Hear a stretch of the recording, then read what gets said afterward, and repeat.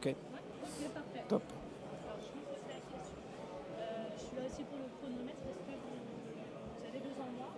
J'ai l'habitude de vous montrer une affiche 10 minutes avant la fin de la session de questions-réponses. Je vous 10 minutes, 5 minutes avant la session de questions-réponses, 5 minutes. Quand c'est le moment de la question, des questions, c'est quand on la fait. Comment? Mettez-vous. Je me mets juste là. Enfin, peu importe. Il est à côté, mais première rangée. Voilà, vraiment. Je suis à côté s'il y a besoin de moi. Et c'est là. Je suis pas bonne au niveau du timing. On commence avec Mettre un 4. mais écoutez, quelques minutes et on commence. Et je vous ramène aussi le casque pour la session de questions-réponses. Super. Vous nous donnez le go parce que là, super. Allez.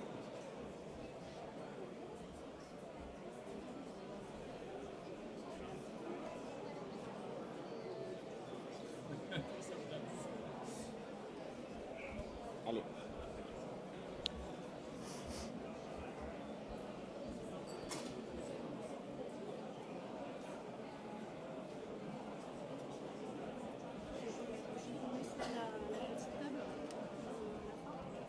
Ouais. On y va? Ça marche là C'est bon? Ok, super. Bonjour à tous et à tous. On est là aujourd'hui pour notre table ronde. Et si les bâtiments s'adaptaient vraiment à nous, avec l'expérience des Siemens, Capgemini et Voltalis.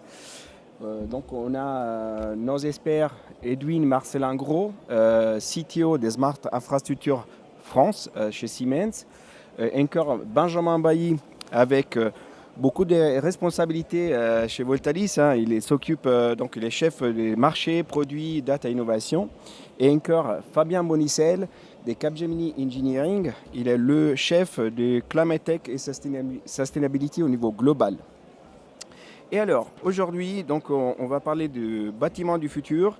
C'est celui qui s'adapte à nous, à nos usages, à nos besoins et à nos contraintes énergétiques.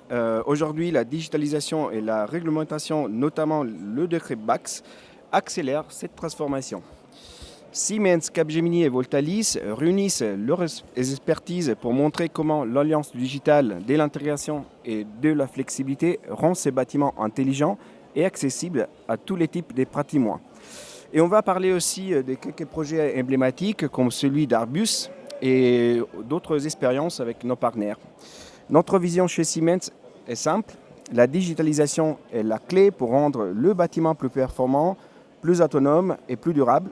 Grâce à la plateforme Siemens Accelerator, nous adressons tous les bâtiments, petits, moyens, industriels, et à travers une approche standardisée qui permet de massifier, réduire les coûts et accélérer la transition énergétique. Et alors, Edwin, le parc immobilier français est extrêmement diversifié, souvent ancien et peu homogène. Comment Siemens aborde-t-il cette réalité ? Alors, en effet, la première réalité du parc immobilier français, c'est sa diversité. Et chez Siemens, on ne va pas chercher à l'effacer, au contraire, on va en faire notre point de départ. C'est-à-dire qu'aujourd'hui, on a des clients qui exploitent des bâtiments très différents et pourtant, leurs enjeux, eux, les besoins restent les mêmes.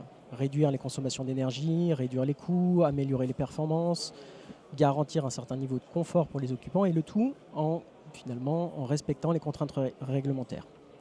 Donc notre approche n'est pas de chercher à homogénéiser quelque chose qui ne le sera jamais, mais ça va être plutôt de garantir ou de chercher à garantir l'interopérabilité complète, c'est-à-dire intégrer les données, les exploiter de manière cohérente et ce, malgré la diversité. Et pour cela, on va se reposer sur une approche de plateforme, une plateforme qui est structurée sur 3 axes. Le premier axe, c'est la notion d'ouverture, l'ouverture en matière de connectivité, c'est-à-dire qu'avant de piloter un bâtiment, il faut déjà le connecter. Et ce, quel qu'il soit, avec GTB, sans GTB, privé, public, en rénovation, du neuf, etc.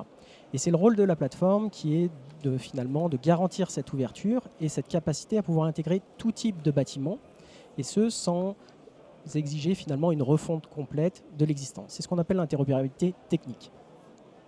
Ensuite, le deuxième volet, c'est la notion de standardisation des données. C'est-à-dire qu'il faut fournir un langage commun d'échange entre les bâtiments. Donc une fois que les bâtiments sont connectés, les données, elles, remontent de manière hétérogène. Et la plateforme va permettre finalement de traiter les données, de les standardiser, de les mettre en forme dans des modèles de données qui sont communs et exploitables. Ça va permettre par exemple de pouvoir corréler des données ou des informations qui ne l'étaient pas auparavant. Ça permet de déployer un même indicateur sur deux bâtiments qui pourtant sont très différents. Et donc ça permet de réduire également tout ce qui est développement sur mesure, projet spécifique, etc. C'est ce qu'on appelle l'interopérabilité sémantique, c'est-à-dire qu'on fournit finalement une compréhension partagée des données, et ce, quelle que soit leur origine ou la techno qu'il y a derrière. Et le troisième axe, finalement, c'est le passage à l'échelle. C'est-à-dire que malgré cette ouverture et standardisation des données, il reste encore de nombreuses tâches qui sont encore manuelles. Et pour cela, l'IA va jouer un rôle important et très concret dans la standardisation de notre approche. Elle va permettre notamment de réduire la complexité d'intégration des données dans la plateforme, de réduire les coûts d'ingénierie jusqu'à 80% dans certains cas. Elle va permettre également de qualifier et de hiérarchiser l'information pour présenter celle qui a le plus de sens pour l'exploitant, pour le client, etc. Donc c'est ce qu'on appelle finalement l'interopérabilité opérationnelle, c'est-à-dire que grâce à l'IA, on va pouvoir avoir une approche qui est à la fois reproductible et scalable. Donc en résumé, l'hétérogénéité des bâtiments, elle, va persister, on ne va pas la remettre en cause. Par contre, c'est une approche de plateforme qui est à la fois ouverte, standardisée et scalable, qui va permettre justement d'adresser cette hétérogénéité, qui va permettre à tout type de bâtiment, quelle que soit son origine, finalement, de pouvoir aller vers davantage de performance, davantage de résilience et puis progressivement d'autonomie. Merci beaucoup Edwin. Et donc le décret BACS est sur toutes les lèvres. Pourriez-vous nous rappeler ce qu'il impose et comment il s'intègre dans votre vision ? Alors oui, le décret BACS est devenu un incontournable depuis le 1er janvier 2025. Il impose de mettre en place donc, un système d'automatisation et de contrôle sur la plupart des bâtiments tertiaires afin de pouvoir suivre, piloter, maîtriser les performances énergétiques. Par contre, aujourd'hui, le décret BACS, pour nous, on va dire que ce n'est pas une finalité. C'est la première marche vers le bâtiment autonome. Et pour atteindre ce bâtiment autonome, notre trajectoire tient en 3 étapes. La première étape, c'est donc le décret BACS, c'est le bâtiment qui voit et qui réagit. C'est-à-dire que le BACS fournit une représentation du terrain, on connecte, on mesure, on alerte, on réagit. Si on fait le parallèle avec le véhicule, le BACS c'est un peu le GPS, c'est-à-dire qu'il montre la route, il détecte des écarts, donc il est indispensable. Par contre, ce n'est pas lui qui prend la décision, ça reste le conducteur. Là, côté bâtiment, c'est la même chose, c'est-à-dire que c'est le BACS qui nous fournit l'information, mais en revanche, c'est l'opérateur qui analyse, qui optimise, qui traite toute l'information. Le problème, c'est qu'aujourd'hui, la complexité grandit de plus en plus. On a davantage d'informations connectées dans le bâtiment, des équipements également divers et variés en périphérie du bâtiment, des bornes de recharge, du photovoltaïque, etc. De nouveaux cas d'usage à adresser, des contraintes réglementaires qui se durcissent. Et du coup, la visibilité seule commence à ne plus suffire. Et donc, on passe à la seconde étape qui est la notion de plateforme. La plateforme, c'est le bâtiment finalement qui analyse et qui décide. Là où le BACS finalement est le GPS, la plateforme serait un peu l'aide à la conduite du bâtiment. Et ce, grâce à 2 concepts. Le premier concept, c'est une architecture qui est orientée API, qui permet d'élargir la vision finalement du bâtiment. On ne remonte plus uniquement les informations qui sont issues du BACS, mais on va intégrer des données d'autres sources de données. Des données type des signaux ou des index des fournisseurs d'énergie, des données de météo et de prévision, de réservation, d'occupation, de GMAO pour la maintenance, de mobilité, etc., etc. Et donc finalement, c'est grâce à cette approche, on va dire, orientée API, qu'on va pouvoir finalement ne plus regarder uniquement ce qui se passe à l'intérieur du bâtiment, mais plutôt dans quel contexte le bâtiment évolue. Et donc ça, c'est la base de la compréhension. Ensuite, le deuxième concept, c'est le concept d'App Store. À l'image du smartphone, la plateforme embarque un ensemble d'applications métiers dédiées à l'optimisation de l'efficacité énergétique, de l'exploitation, de la maintenance, de la sûreté, etc. Et ce sont ces applications qui vont permettre finalement d'analyser, de détecter, de contextualiser et de comprendre ou d'expliquer ce qui se passe dans le bâtiment. Puis elles vont permettre également de fournir certaines recommandations pour des actions à mener. Dans certains cas, elles peuvent aussi automatiser des arbitrages assez simples. Donc c'est ce concept finalement d'App Store qui transforme la donnée en une aide à la décision. Et en combinant ces deux concepts qui sont l'App Store et orienté API, la plateforme devient véritablement l'aide à la décision pour le bâtiment. Le troisième volet, finalement, la troisième étape vers le bâtiment autonome, c'est la notion d'écosystème. C'est-à-dire que la plateforme met à disposition un ensemble d'applications, de fonctionnalités, de capacités, d'algorithmes, de modèles, etc., qui vont permettre aux partenaires de venir et d'enrichir les moyens d'interopérabilité, de développer de nouveaux services, d'adresser de nouveaux cas d'usage. Et ils vont pouvoir le faire au rythme, finalement, des évolutions réglementaires ou des nouveaux besoins qui émergent chez leurs clients. Donc, en gros, je dirais que le BACS, c'est la première étape, finalement, vers le bâtiment autonome. Il pose les fondations. La plateforme, elle, rajoute la couche d'intelligence. Et l'écosystème vient enrichir de cas d'usage plus ou moins illimités pour permettre au bâtiment d'évoluer vers l'autonomie. Merci beaucoup, Edwin. C'est aspirant, mais déjà en réalité, ça nous donne aussi le cadre général du sujet et ça explique aussi le pourquoi les partenaires sont si importants pour complémenter la plateforme digitale de Siemens. Et alors, Benjamin, je me tourne vers toi. Voltalis illustre ces logiques d'écosystème. Comment vos solutions se connectent-elles à celles des Siemens ? Exactement, tout à fait. Donc nous, on vient s'interfacer avec Siemens, avec la plateforme de Siemens. On a notre plateforme qui vient s'interconnecter. Donc on a des experts du bâtiment, des bâtiments hyper complexes que sont Siemens. Nous sommes experts de la flexibilité, du pilotage de la consommation au meilleur moment par rapport à un réseau électrique.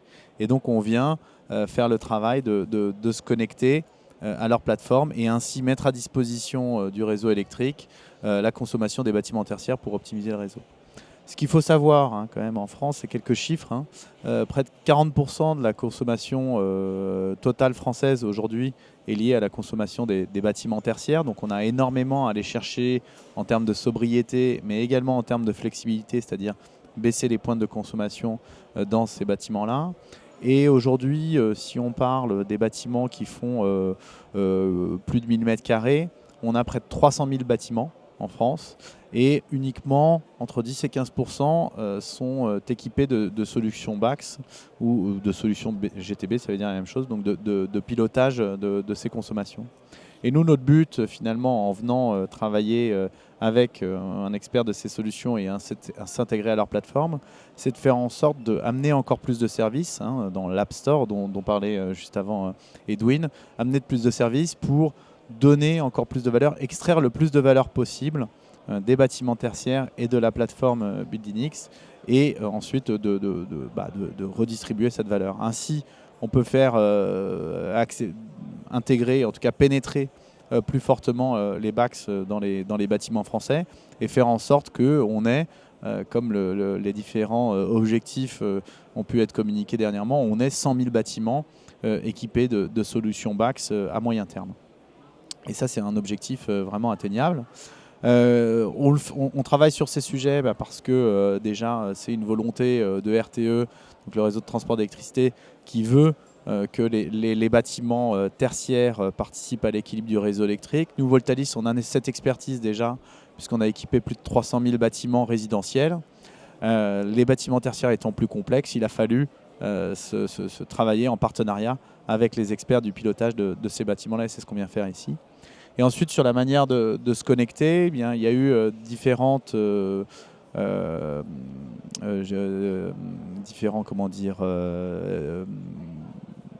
travaux qui ont été faits par des organismes tels le Gimelec ou Think Smart Grid qui ont poussé des labels, donc le label FlexReady, pour que à la fois d'un côté les opérateurs d'effacement, les agrégateurs comme Voltalis, et de l'autre côté les fournisseurs de solutions deviennent interopérables. C'est le but de ce label FlexReady. Et donc nous, on travaille déjà main dans la main avec Siemens pour faire en sorte que, on vient s'interconnecter en respectant les problématiques, enfin les labels, la certification FlexReady, et ainsi pouvoir industrialiser et faire passer à l'échelle la flexibilité dans les bâtiments tertiaires. Merci beaucoup, Benjamin. Exceptionnel parce que là, on a des bâtiments connectés, digitalisés et aussi flexibles et qui répondent aux besoins d'efficacité énergétique et de confort grâce à la maîtrise que Voltalis a développée. Et c'est la preuve que notre approche ouverte fonctionne. La plateforme sert de socle et chaque partenaire peut venir enrichir la valeur avec ses solutions spécifiques. Et donc, Fabien, c'est à toi maintenant. Passons à la question du passage à l'échelle et de comment Capgemini répond à la question de la scalabilité de ces solutions. Voilà, merci. On intervient effectivement en complémentarité forte avec Siemens pour le travail d'intégration, d'industrialisation. Alors Capgemini, rapidement, sur les sujets de décarbonation, on peut intervenir sur des petits clients. Je peux citer Stellantis Motorsport qui représente environ 300 collaborateurs sur deux sites en Île-de-France. Mais à l'autre extrême, on a l'exemple d'Airbus que tu as évoqué en introduction. Airbus, multinationale bien connue avec plusieurs centaines de sites. Et dans ce contexte-là, on a un contrat ensemble avec Siemens pour réaliser la décarbonation sur le scope 1 et 2. Et donc concrètement, alors on en a parlé peut-être dans d'autres conférences pour ceux qui sont restés sur cette salle, mais pas trop maintenant. Les équipements qu'on cherche à contrôler et piloter, donc c'est concrètement le chauffage, ventilation, climatisation et éclairage. Dans un premier temps, on peut simplement les piloter avec ces solutions-là. On peut également aller jusqu'à les contrôler avec des boucles de régulation lorsque les bâtiments sont équipés de capteurs. Et l'objectif de tout ça, c'est de réduire donc, la facture énergétique et environnementale, évidemment. Par contre, ça soulève des défis. J'en vois plusieurs, et c'est là-dessus qu'on intervient. Le premier défi, je crois que tu en as parlé, Edwin, tout à l'heure, c'est l'hétérogénéité des bâtiments. On va avoir, sur un exemple comme Airbus, des bâtiments de restauration, des bâtiments bien évidemment de bureaux, des halls de peinture avec une utilisation encore différente de l'énergie, des halls d'assemblage, etc. Et donc il faut arriver à gérer cette hétérogénéité. On a une hétérogénéité sur les sources physiques de génération de chaleur, selon les facteurs d'émission, les subventions qu'il y a dans les différents pays, le coût de l'énergie primaire, on va retrouver pour créer du chaud des chaudières à gaz, des chaudières biomasse et des pompes à chaleur. Il faut arriver à gérer cette hétérogénéité. Ensuite, on intervient aussi beaucoup pour la transformation. C'est un plan de transformation assez profond de l'entreprise. Et les besoins et les rôles et responsabilités de toutes les parties prenantes, les facility managers au sein d'une entreprise comme celle-ci, sont hétérogènes d'un pays à l'autre. Et il faut arriver à trouver le dénominateur commun pour déployer efficacement les solutions. Et alors Capgemini a deux grosses valeurs ajoutées par rapport à ça. On intervient sur la connaissance des processus métiers finalement, puisque l'exemple d'Airbus est intéressant. Ça fait 30 ans qu'on accompagne Airbus sur le développement de leurs produits, que ce soit des satellites, des avions ou des hélicoptères. Et on connaît bien l'infrastructure sous-jacente à ces processus métiers. Et la seconde valeur ajoutée, c'est le digital engineering, on l'appelle comme ça, donc toute une équipe d'experts BMS, EMS qui sont là pour harmoniser les flux de données, l'architecture informatique sous-jacente, donc avec en mettant bout à bout les briques Siemens, paramétrer ça et mettre en place des bonnes pratiques à l'échelle internationale. Et donc les valeurs finalement de tout ce travail-là, on en a un petit peu parlé au début, mais après on a basculé sur le décret Bax. Économiquement, nous on a pu constater, et c'est des chiffres qui ont peut-être été donnés avant, jusqu'à 30% d'économie d'énergie sur la facture. Et au-delà de l'aspect quantitatif, ces solutions visent à rassembler sur un nombre restreint de personnes l'expertise d'énergie management, qui est une vraie expertise, pour éviter de se retrouver, comme on l'a déjà évoqué, sur des situations où des bâtiments sont équipés effectivement de GTB, mais ces GTB ne sont pas exploités correctement parce que les facility managers ont la gestion de l'énergie à traiter on top de pas mal de sujets. Et c'est pas forcément, c'est ce qu'on observe sur le terrain, le sujet sur lequel ils ont le plus de compétences parfois, ou en tout cas qui est le plus prioritaire. alors que c'est une source de gains énorme, un gisement de gains énorme, comme on l'a évoqué tout à l'heure. Merci beaucoup. Cette approche conjointe Siemens-Capgemini, c'est ce qui nous permet de passer de quelques projets pilotes à des déploiements massifs avec un maximum d'efficacité. Le projet Airbus en est un bel exemple, bien sûr, où nous avons fédéré plusieurs systèmes techniques sur même plateforme, couvrant différents bâtiments. Et les résultats sont tangibles, hein, parce que là, dans la globalité, aussi avec Voltalis, on a des baisses mesurées de la consommation énergétique, réduction des coûts des maintenances et centralisation du pilotage pour l'ensemble des sites. Et effectivement, là, on a un rôle central pour la France, mais avec des marchés à l'international qui sont visés, notamment en Angleterre pour Voltalis. Et par exemple, sur ces projets emblématiques, on est déjà actif aux États-Unis, en Angleterre encore. Et le partenariat avec Capgemini et Siemens, notamment, c'est un partenariat global, hein, qui effectivement nous amène à travailler à l'international. Et je passerai finalement aux conclusions. Et puis, si vous commencez à réfléchir à quelques questions que vous voulez poser à nos intervenants, on va ouvrir la salle bientôt. Et donc, je commencerai par Edwin. Ce que donc, vous décrivez, c'est une nouvelle génération des bâtiments vivants, apprenants, interconnectés. Oui, exactement. Donc, c'est ce que je disais, c'est que les bâtiments ne vont plus subir uniquement leur environnement finalement. Ils le comprennent, ils l'anticipent, ils s'adaptent. Et puis, c'est grâce à cette approche finalement de plateforme et d'écosystème qu'ils vont pouvoir évoluer en continu. Donc, en clair, le bâtiment n'est plus passif, il devient vraiment autonome. Merci beaucoup. Benjamin, quelques réflexions pour conclure? Oui, grâce à ce partenariat avec Siemens, en fait, on vient adresser tout un pan de bâtiments qu'on ne pouvait pas adresser avant. Donc, entre le résidentiel et maintenant le tertiaire, on a presque 70% de la consommation en France qui va devenir flexible. Donc, on peut que s'en réjouir. Et je voulais aussi dire que ce ne sont pas des projets, c'est déjà réel, c'est déjà concret. On a déjà des bâtiments qui participent à l'équilibre du réseau et donc le mouvement est en route. Merci beaucoup. Fabien? Ouais, en conclusion, je reprendrai une image qu'a commencé à faire Edwin tout à l'heure entre la plateforme proposée par Siemens et le système de guidage des véhicules. Finalement, la tendance va être à digitaliser de plus en plus le bâtiment tel que on peut le voir. Nous, Capgemini, on travaille beaucoup côté engineering dans le domaine de l'automobile. On accompagne beaucoup les fabricants automobiles. Donc c'est quelque chose qui nous parle vraiment, la digitalisation de la voiture. Et pour plein de raisons, le rythme est différent, mais on voit qu'on va vers cette digitalisation avec les apports fonctionnels qu'on a évoqués depuis 20 minutes. Merci beaucoup. Merci Fabien. Merci à tous les trois. Merci. Effectivement, grâce à cette alliance Siemens, Capgemini et Voltalis, le bâtiment devient non seulement intelligent, mais profondément humain et durable. Et donc là, on passe la parole à la salle. Est-ce que vous avez des questions à poser à nos experts? On sera heureux si c'est le cas. Non, comme d'habitude, la salle elle est timide. Et alors, on a par exemple Fabien.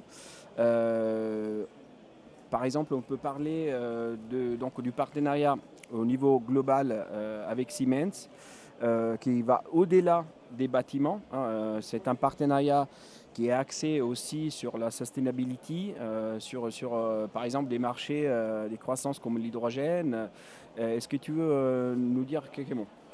Alors, au niveau de Capgemini, sur les 5 dernières années, on a mis deux axes prioritaires, effectivement, le développement durable et l'intelligence artificielle. Sur le développement durable, on a un pilier fort sur ce qu'on appelle les climate tech. Et on accompagne nos clients dans le déploiement de cette technologie positive pour le climat, pour le dire en un peu plus français, dont on va y retrouver l'hydrogène, on va y retrouver les systèmes IRVE, on va y retrouver les batteries. Et dans beaucoup de sujets, pas tous, mais on va retrouver des briques technologiques pour piloter, pour automatiser des processus industriels à différentes échelles sur lesquels Siemens propose une partie de son catalogue. Et du coup, le partenariat Siemens Capgemini est effectivement porté au plus haut niveau de nos deux directions conjointes pour être le plus impactant possible, aller vers le déploiement de solutions par des intégrateurs qui connaissent ces solutions afin que les clients s'y retrouvent le plus efficacement possible. Merci beaucoup. Effectivement, Question dans la salle. on a... Alors, une question. Super. Oui, bonjour. Moi, je connais bien Voltalis pour la partie résidentielle. On a su, vous avez su vraiment accélérer le développement par une offre bien comprise. Par quels moyens vous pensez que la partie tertiaire va être adressée en masse, comme vous avez réussi à le faire avec l'aide de Siemens et Capgemini? La grande différence entre le résidentiel et le tertiaire, c'est que il n'y a pas un bâtiment qui est le même dans le tertiaire. Edwin l'a dit juste avant. Et donc, en fait, la façon de le massifier, c'est de s'appuyer sur un expert qui permet de mettre, je vais dire très simplement, proprifier le fonctionnement du bâtiment à travers la plateforme en faisant de la sémantique de données. Et donc, derrière, réussir à venir massifier la connectivité de ces bâtiments au réseau électrique en le faisant de manière excessivement simple. Pourquoi est-ce que ça va marcher? C'est comme vous l'avez dit, il faut que l'offre soit simple, facile à comprendre et rapide à mettre en œuvre. C'est exactement ça qu'on essaie de développer donc, avec Siemens, faire en sorte qu'on apporte de la valeur à l'utilisateur, l'occupant, le propriétaire, le locataire, quel qu'il soit, mais en tout cas à l'utilisateur, sans que ça n'ait d'impact sur sa manière d'utiliser son bâtiment, son confort ou toute chose qui pourrait avoir un impact. Donc c'est simplicité et maintien du confort qui permettront de faire passer à l'échelle en apportant le plus de valeur possible. Il faut toutefois faire attention, la valeur de la flexibilité c'est pas immense, donc il ne faut pas survendre des choses, sinon il n'y aura que du déceptif. Et c'est à ça qu'il faut faire aujourd'hui attention aussi quand on parle de flexibilité dans les bâtiments tertiaires. Et le but est le même que celui qu'on a fait dans le résidentiel, hein, c'est d'adresser des dizaines de milliers de bâtiments. Sinon, ça n'a pas d'intérêt de faire ce qu'on fait aujourd'hui. Merci beaucoup. Est-ce qu'il y a d'autres questions dans la salle? Super. J'ai encore une petite question pour toi. Effectivement, donc Voltalis, là, je viens de mentionner aussi votre expansion à l'international, mais donc on a mentionné également les bornes de recharge électriques hein, qui de plus en plus deviennent effectivement quelque chose d'incontournable pour les bâtiments. Est-ce que vous regardez effectivement aussi ce type de sujet chez Voltalis? Bien sûr, on les regarde. Plus qu'on les regarde, on a déjà quelques centaines, milliers de véhicules électriques connectés et qui participent à l'équilibre du réseau.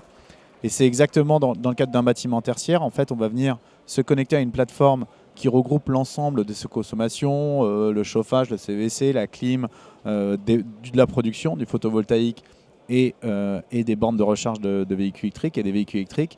Et nous, plutôt que d'avoir l'expertise d'aller piloter chacun de ces équipements qui pourraient être excessivement complexes pour savoir quel kilowatt on va aller chercher à chacun de ces endroits pour le réseau électrique, on vient s'appuyer sur l'expert, sur Siemens, sur la GTB, en lui disant bah voilà, il y a un besoin de flexibilité, combien est-ce que tu peux me donner? Et eux, en tant qu'experts et connaisseurs du bâtiment et GPS mis à disposition de l'opérateur, va pouvoir venir tirer le maximum de flexibilité. Si ça vient du chauffage, c'est bien. Si ça vient des véhicules, c'est bien. Si ça vient des deux, ça fera encore plus. Et pour nous, ça devient un autre moyen de venir mettre à disposition des kilowatts, des mégawatts, pardon, pour le réseau électrique.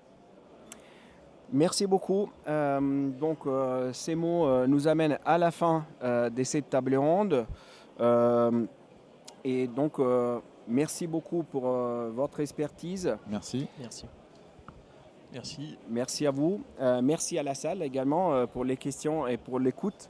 Et donc Siemens effectivement reste à disposition à travers ses contacts. Il y en a aussi des collègues dans la salle pour répondre à toutes questions concernant les plateformes des gestion et digitalisation des bâtiments. Voltalis pour toute question concernant la flexibilité des bâtiments. Et encore Capgemini pour toute question concernant l'intégration de ces solutions dans le contexte justement des digitalisation et intégration IoT. Et donc c'est vraiment avec grand plaisir que j'ai pu modérer ces tables rondes grâce à ces intervenants très qualifiés. Et on reste à votre disposition pour toutes futures questions. Et bien sûr, on va se rencontrer encore sur les sociaux ou autrement. Vous pouvez nous contacter directement. On sera heureux de vous répondre et de vous assister dans vos projets. Merci à tout le monde. Merci. Merci beaucoup. Merci.